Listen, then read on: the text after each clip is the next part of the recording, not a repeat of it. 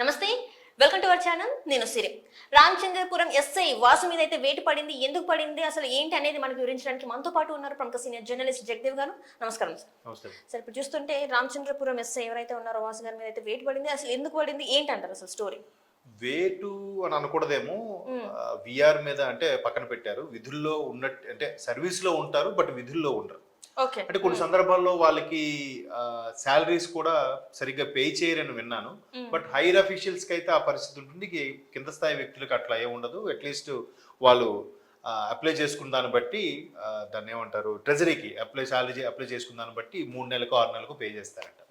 So ఈ Vasu SI స్థాయి వ్యక్తి అంటే అట్లీస్ట్ సబ్ ఇన్స్పెక్టర్ నా ఉద్దేశం సర్కిల్ ఇన్స్పెక్టర్. సర్కిల్ ఇన్స్పెక్టర్ స్థాయి వ్యక్తి కూడా కాదు. ఎందుకు అని అంటే ఒక్కసారి ఫ్లాష్ బ్యాక్ వెళ్తే గతంలో బాబు గారు ఎన్నికల నేపథ్యంలో ఏదైతే అనపర్తికి క్యాన్వాసింగ్ వెళ్ళేటప్పుడు అక్కడ ఈ వాసు గారు కొద్దిగా మంది మార్బలంతో డిపార్ట్మెంట్ వాళ్ళతో కలిసి కొంచెం చేయాల్సిన దానికన్నా ఎక్కువ చేశారు అన్నట్టుగా కొన్ని వార్తలు అయితే ఉన్నాయి. దాంట్లో కొంత వాస్తవం కూడా ఉంది. ఎందుకంటే గతంలో వైసీపీ ప్రభుత్వం ఉన్నప్పుడు పెద్ద పెద్ద బాసులు, పోలీస్ బాసులు ఏదైతే ఆర్డర్స్ పాస్ చేశారో కింద స్థాయి వ్యక్తులు తూచా తప్పకుండా దాన్ని పాటించారు. పాటించకపోతే మధ్యలో కింద స్థాయి వ్యక్తులు చాలా నలిగిపోయిన సందర్భాలు కూడా చూసాం. ఐఏఎస్ ఐపీఎస్లే ఐఆర్ఎస్ అన్నట్టుగా పనిచేశారు కదా గత ప్రభుత్వానికి. సో దానికి సంబంధించి ఈ ప్రభుత్వం రాగానే ఒక్కొక్కరి మీద చర్యలు తీసుకుంటున్నారు. ఇప్పుడు కూడా 16 మంది ఐపీఎస్ని మీరు చూడొచ్చు. సెక్రటేరియట్ లో ఉదయం వచ్చి 9 o'clock కల్లా తంబేసి ఈవినింగ్ వరకు ఉండాలి. అది కూడా సెపరేట్ కూర్చొని వెళ్ళిపోవాలి తప్ప వాళ్ళకి ఏం పనులు కూడా చెప్పలేదు. అంటే వాళ్ళు ఎటువంటి పనులు చేశారో గత ప్రభుత్వంలో అనేది మనకు అందరికీ తెలిసిందే. సో ఇప్పుడు ఈ ఎస్ఐని కూడా కింద స్థాయి వ్యక్తులు కూడా వీళ్ళు ఎలా చెప్తున్నారంటే, సార్ మా సుపీరియర్ ఎలా చెప్తే మేము ఎలా చేశాము అనే విధంగా కూడా వీళ్ళు చెప్పుకొచ్చారు. బట్ వాళ్ళు చెప్పొచ్చు, వాళ్ళు చెప్తే మీరు కొంతవరకే యాక్ట్ చేయాలి.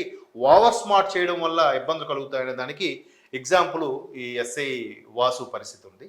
సో ఇక్కడ కూడా కొన్ని రకాల వార్తలు వినిపిస్తున్నాయి. ఇప్పుడు ఏదైతే ప్రస్తుత మంత్రి ఉన్నారో, ప్రస్తుత మంత్రి గతంలో వైసీపీలో ఉండేవారు కాబట్టి కరెక్ట్గా చంద్రబాబు గారు రిలీజ్ అయిన టైంలో, జైల్లోకి వెళ్ళి రిలీజ్ అయిన టైంలో ఆ తర్వాత ఎప్పుడు ఆయన మరలా టీడీపీలోకి వచ్చి చేరడము, అనూహ్యంగా గెలవడము, ఆయన మంత్రి పదవి రావడము. సో ఆయనకి ఫేవర్గా గతంలో వైసీపీలో ఫేవర్గా ఉన్నప్పుడు ఆయన సర్కిల్లో ఎవరెవరైతే బాగా ఫేవర్గా ఉంటారో వాళ్ళని తీసుకొచ్చి పెట్టుకునే విధంగా చేశారు. అయితే ఇప్పుడు కూటమి ఏర్పడినప్పుడు కూటమిలో సర్దుబాట్ల సందర్భంగా ఒక్కొక్క వ్యక్తి బీజేపీ నుంచి కానీ ఆ వ్యక్తికి అక్కడ అవకాశం లేకపోతే బీజేపీకి వెళ్ళి పోటీ చేయడం, లేదా అదే వ్యక్తి జనసేనకి వెళ్ళి పోటీ చేయడం, మరీ కుదరదంటే మన పిఠాపురం వర్మ గారి లాగా సైడ్గా ఉండి సపోర్ట్ చేయడం, అట్లా కొన్ని చాలా సందర్భాల్లో జరిగాయి. అయితే ఇప్పుడు నల్లవెల్లి రామకృష్ణారెడ్డి గారు కరడుగట్టిన టీడీపీ వ్యక్తి. అటువంటి వ్యక్తి సరే ఇక్కడ సీట్ల సర్దుబాటులో రావట్లేదనే ఉద్దేశంలో ఆయనకి బీజేపీలోకి తీసుకెళ్లి రాష్ట్ర బీజేపీ నేతలతోని సెంట్రల్లో కూడా కొంతమంది వాళ్ళతో చెప్పి బొజ్జగించి ఒప్పించి ఆయనకి బీజేపీ వ్యక్తిగా నిల్చోబెట్టి గెలిపించుకున్నారు. సో గెలిపించుకోవడం తర్వాత ఉన్నప్పుడు నేను గతంలో టీడీపీలో ఉన్నప్పుడు నేను ఇప్పుడు కూడా బీజేపీలోకి వెళ్ళారే కానీ మనిషి ఎక్కడున్నా కానీ మనసంతా ఇక్కడ టీడీపీలో ఉన్నట్టు ఉంది బహుశా. ఇటువంటి నేపథ్యంలో ఆయన టీడీపీకి ఎక్కడైతే బాబు గారికి కానీ టీడీపీ కార్యకర్తల విషయంలో కానీ టీడీపీ తన యొక్క అనుయాయులకు సంబంధించి ఏవైనా ఇబ్బందికర పరిస్థితులు ఎదుర్కొన్న వాళ్ళందరినీ ఎవరో వాళ్ళు గుర్తుపెట్టుకుంటారు కదా, పలానా దగ్గర ఎస్ఐలా బిహేవ్ చేశాడు, పలానా దగ్గర ఈ సబ్ కలెక్టర్లా బిహేవ్ చేశాడని. సో ఒక్కసారి గవర్నమెంట్ వచ్చాక వాళ్ళకి కొంచెం ఆ ఫీల్ ఉంటుంది. సరే ఇక్కడ మళ్ళీ మంత్రి వాసు సుభాష్ రెడ్డి గారి ఇన్ఫ్లుయెన్స్తో వాసుని తీసుకొచ్చారా, లేదా ఆయనగా ఇక్కడ ట్రాన్స్ఫర్ అయ్యి వచ్చాడా, లేదంటే ఆయన గతంలో మాకు ఎంత ఇబ్బంది పెట్టి కూడా మా ఎదురుగా ఎంత దర్జాగా తిరగడం ఏంటి అనేది చిన్న ఈగో ఉంటుంది కదా. మేబీ ఆ ఈగో హట్ అయినట్టుంది నల్లవెల్లి రామకృష్ణారెడ్డి గారికి. ఇక వాసుని ఎలాగైనా అక్కడ నుంచి అనపర్తి సంబంధించి ఎస్ఐగా ఉన్నదాన్ని కాస్త విఆర్గా పెట్టించే ప్రపోజల్ ఏదో పెట్టినట్టున్నారు.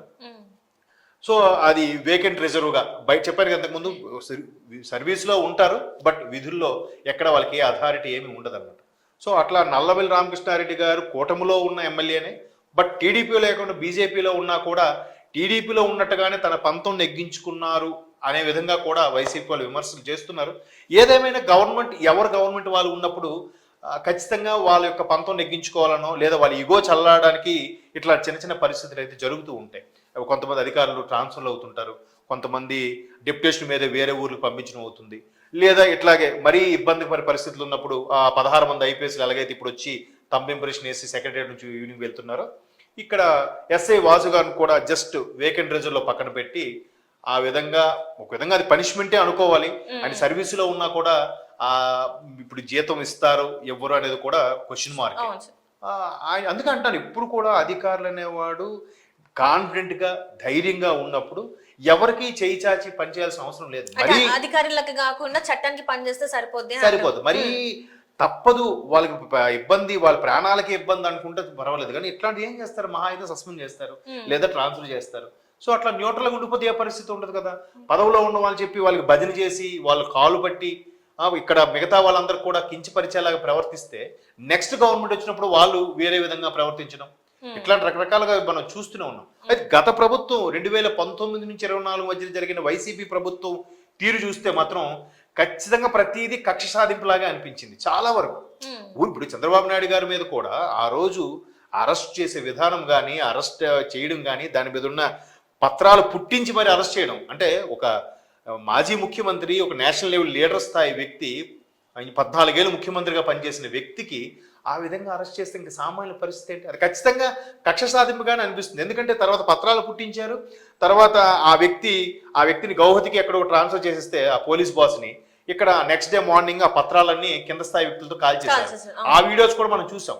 అంటే ఊరికే పత్రాలు పుట్టించి లేనిపోని సాక్ష్యాలని క్రియేట్ చేసి అరెస్ట్ చేశారు తప్ప ఇంకేమీ లేదు. అంటే చంద్రబాబు నాయుడు గారు నేను ఎంతో తప్పే చేయలేదు, నన్ను ఎవరు ఏమి చేయలేరు అనే మాటని సీరియస్ గా తీసుకొని ఈయన అలా కాదు, ఒక్కసారి అరెస్ట్ చేసి లోపల పెట్టాలి అన్నట్టుగా అనిపించిందే తప్ప నిజంగా ఆయన తప్పు చేస్తే అవన్నీ ప్రూవ్ చేసి ఇప్పుడు కొనసాగించవచ్చు కదా, అలా చేయలేదు కదా. సో ఆ స్థాయి వ్యక్తికి అలా జరిగినప్పుడు ఇంకా ఇట్లాంటి మధ్యలో ఎస్ఐలు, సిఐలు, ఐఏఎస్లే నలిగిపోతున్నప్పుడు ఎస్ఐ లాంటి వాళ్ళు సామాన్యులు ఏం అంటే ఇప్పుడు చేస్తారు? గత ప్రభుత్వంలో జరిగింది కాబట్టి ఇప్పుడు ఈ ప్రభుత్వం వాళ్ళు చేస్తున్నారు అనుకోవచ్చా? ఇది కూడా అంటే వీళ్ళు కూడా పంతం నెగ్గించుకుంటున్నారు అనుకోవచ్చు. మరి అది పంతం నెగ్గించుకోవడము పాపైనా ఇది ఇట్లాంటివి నిజంగా పంతం నెగ్గించుకునేలాగా ఉంటే ఈ పాటికి ఆ ఎస్ఐ మీద సస్పెండ్, లేదంటే ఇప్పుడు లాస్ట్ టైం ఆయన పేరేంటి, మన వెంకటేశ్వర గారు డీజీపీ అవ్వాల్సిన వ్యక్తిని 2 ఏళ్ల పాటు సస్పెండ్ చేయటమ్మా, ఎంత దారుణం.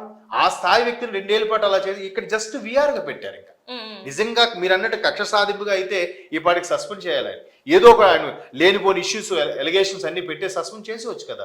పెద్ద బాసులు తలుచుకుంటే ఎంతసేపు అమ్మా, ఒక డిఎస్పీ స్థాయి వ్యక్తి తలుచుకుంటే ఎస్ఐని ఇమీడియట్ గా సస్పెండ్ చేసేవచ్చు. ఏం లేదు, పెద్ద అధికారిగా నాకు కనీసం సెల్యూట్ చేయలేదు, నాకు రెస్పాండ్ అవ్వలేదు అని చెప్పి కూడా లెటర్ పెట్టి సస్పెండ్ చేయొచ్చు. ఆయన బురతిరుడిగా బిహేవ్ చేస్తున్నాడు, నాకు సమాధానం ఇస్తున్నాడు అన్నట్టుగా. సో అలా కాకుండా జస్ట్ విఆర్గా పెట్టారు.